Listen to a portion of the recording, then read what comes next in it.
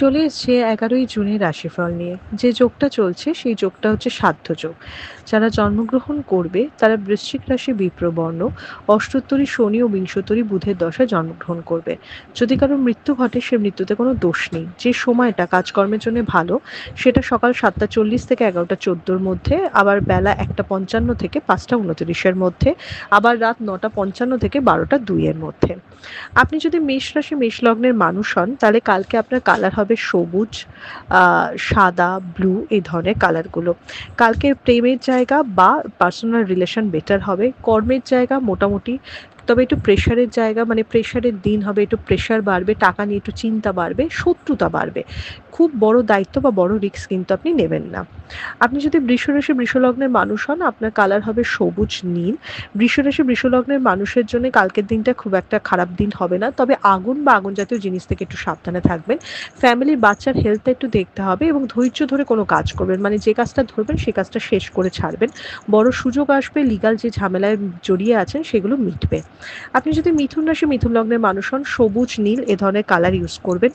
কাছের মানুষের সাথে কিন্তু কথা কাটাকাটি বা প্রবলেম ক্রিয়েট হতে পারে।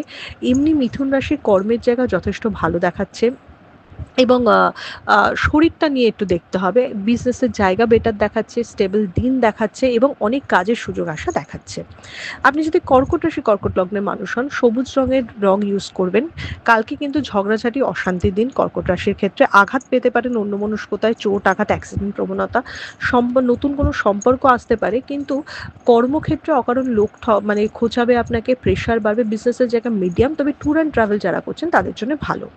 আপনি যদি সিংহ রাশি সিংহ লগ্নের মানুষ হন ব্লু গ্রিন এই ধরনের কালার ইউজ করবেন। সিংহ রাশির কিন্তু কালকে খুব ভালো দিন, একটা খুব গৌরবের দিন হতে চলেছে বা সম্মানের দিন হতে চলেছে। নতুন কোনো কথাবার্তা বা নতুন কোনো সুযোগ আসতে চলেছে, এই জায়গাগুলো কিন্তু খুব ভালো দেখাচ্ছে এবং কাছের মানুষের সাথে কিন্তু দূরত্ব বাড়বে সিংহ রাশির। আপনি যদি কন্যা রাশি কন্যা লগ্নের মানুষ হন তাহলে গ্রিন কালার ইউজ করবেন। হেলথের জায়গা ভীষণভাবে সাবধান। ভাই বা বোনের সাথে ঝগড়াঝাটি অশান্তির সম্ভাবনা রয়েছে। এমনি কর্মের জায়গা কিন্তু স্টেবল, টাকার জায়গাও একদম ঠিকঠাক, শত্রু দমন করতে পারবেন, একটা গড়পড়তা দিন হতে চলেছে। আপনি যদি তুলা রাশি তুলা লগ্নের মানুষ হন সবুজ নীল এই ধরনের কালার ইউজ করবেন। তুলা রাশির কিন্তু অশান্তির দিন, লোকের পরোপকার করতে গিয়ে নিজেই বাস খাবেন। প্রেমের জায়গা স্টেবল দেখাচ্ছে, সব জায়গায় অশান্তি, মানে নিজের মতো চলতে চাইলে লোকে আপনাকে খোঁচাবে। একদম রিস্ক নেবেন না, বিজনেসের জায়গা খুব মিডিয়াম।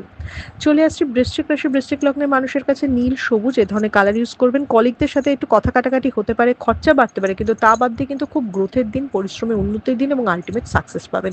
তাই মানে সময় সামলে কাজ করুন। আপনি যদি ধনুরাশি ধনুলগ্নের মানুষ হন লাইট নীল গ্রিন এ ধরনের কালার ইউজ করবেন।